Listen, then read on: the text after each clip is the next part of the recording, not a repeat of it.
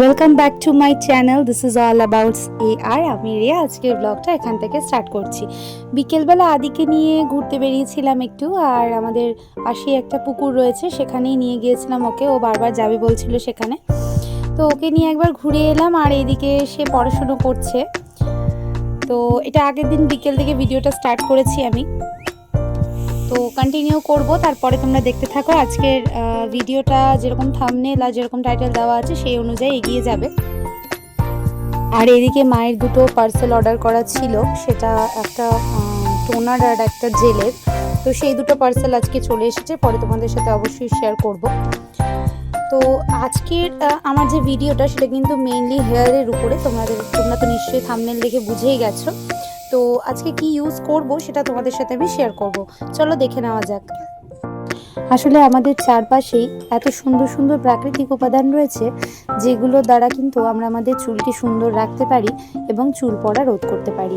তো আজকে সেরকমই একটা ভিডিও তোমাদের সাথে আমি শেয়ার করতে চলেছি। তো ফার্স্টে আমি আমার হেয়ারটাকে ভালো করে কম করে নিচ্ছি, আর কি ইউজ করব সেটা তোমাদের সাথে অবশ্যই আমি শেয়ার করব। তো হ্যাঁ, প্রথমেই একটা জিনিসের জন্য আমি সরি চেয়ে নিচ্ছি। ফার্স্টে স্টেপটা আমি করে ফেলেছিলাম, তারপরে আমার মনে হলো যে না, এটা তোমাদের সাথে শেয়ার করা উচিত।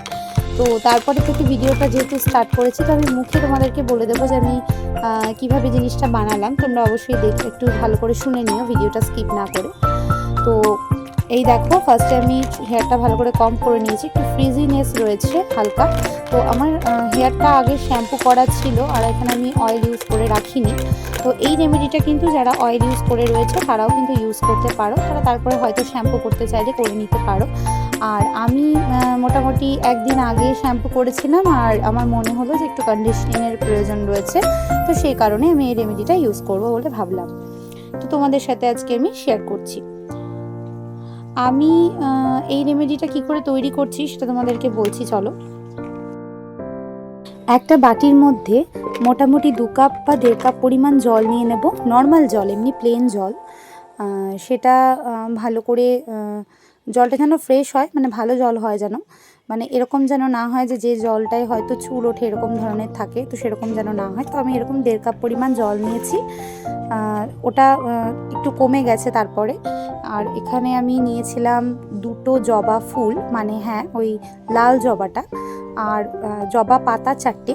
তো এই দেখো এখনও পর্যন্ত পাতাটা লেগে রয়েছে। তো আমি প্রথমে এগুলোকে ম্যাশ করে নিয়েছিলাম, তো তারপরে আমার মনে পড়লো যে ভিডিওটা শেয়ার করব, সেই জন্য একটু লেট হয়ে গেল, তো সেটা দেখাতে পারলাম না। তো এখানে আমি বলে দিচ্ছি তোমাদেরকে এই জলটা তোমরা কীভাবে তৈরি করবে।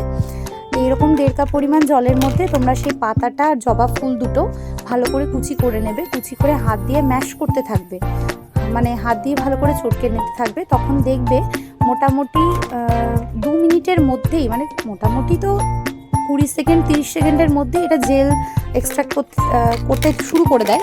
তো তারপরেও তোমরা মোটামুটি 2 মিনিট মতো এটা ভালো করে ম্যাশ করতে থাকবে, তাহলে দেখবে এটা একটা ভালো জেলে ট্রান্সফর্ম হয়ে গেছে, এরকম লাল কালার হয়ে যাবে।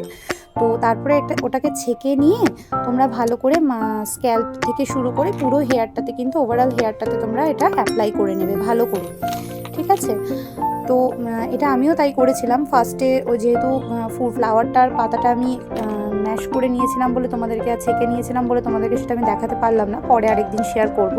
তো এইভাবে তোমরা এটা করে নেবে, তারপরে ভালো করে পার্ট করে করে হেয়ারটায় ভালো করে লাগিয়ে নেবে, স্ক্যাল্প থেকে শুরু করে পুরো লেন্থ পর্যন্ত সুন্দর করে। এটা কিন্তু চুলকে এত সুন্দর কন্ডিশনিং করে, তোমরা একবার ইউজেই কিন্তু বুঝতে পারবে। মোটামুটি উইকে 2 থেকে 3 বার তোমরা ইউজ করতে পারো, তেল চুলেও ইউজ করতে পারো অথবা শ্যাম্পু করা চুলেও ইউজ করতে পারো। পুরো চুলে ইউজ করার পর আমি এভাবে বেঁধে রেখে দিয়েছি বান বানিয়ে। তো মোটামুটি 1 ঘন্টা রেখেছিলাম, তারপর নর্মাল জল দিয়ে ওয়াশ করে নিয়েছিলাম। আর এই দেখো এটা খানিকটা ড্রাই হয়েছে, আর একটু শুকনো হবে, মানে ওই জন্য একটুখানি ভেতরটা ভেজা রয়েছে বলে একটু লাগছে। তো তোমাদেরকে আমি দেখালাম ওয়াশ করার পর। এই দেখো হেয়ারটা আমার, ঠিক আছে, অনেকটা ফ্রিজনেস চলে গেছে। আমার হেয়ারটা এমনি মাঝে মাঝে ফ্রিজি হয়ে যায়, যেহেতু একটু কার্ল থাকে বলে। আর এটা আমার ন্যাচারাল হেয়ার, আমি কোনো রকম কিছু করি না হেয়ারের মধ্যে, জাস্ট হেয়ার কাট ছাড়া আমি কিছু করি না। বেশ কিছুদিন আগে আমার একটা ভিডিওতে আমি শেয়ার করেছিলাম, বেশ কিছুদিন মানে অনেক দিন আগে আমি হেয়ার কাট করেছিলাম। তো এখন আমার হেয়ারটা এতটা পর্যন্ত হয়েছে। তো এরপরে আমি ভেবেছি যে আমি আর হেয়ার কাট সেরকম এতটা হেয়ার আমি কাট করব না আর। তো এই যে হেয়ারটা দেখো এইরকম হয়েছে। তো তোমরা কিন্তু এই রেমেডিটা অবশ্যই অবশ্যই অবশ্যই বাড়িতে তোমরা সবাই ট্রাই করবে, কারণ এটা সত্যি সত্যি খুবই এফেক্টিভ। তো তোমাদের আজকের ভিডিওটা কেমন লাগলো আমাকে অবশ্যই কমেন্ট করে জানাবে। আর আজকের এই হেয়ার কেয়ার ভিডিওটা তোমাদের আশা করছি ভালো লেগেছে, আর পরবর্তীকালেও যদি তোমরা আরও হেয়ার কেয়ার ভিডিও দেখতে চাও অবশ্যই আমাকে কমেন্টে জানিও। তো আজকের ভিডিওটা এখানেই শেষ করছি। তোমরা ভালো থেকো, সুস্থ থেকো, ধন্যবাদ।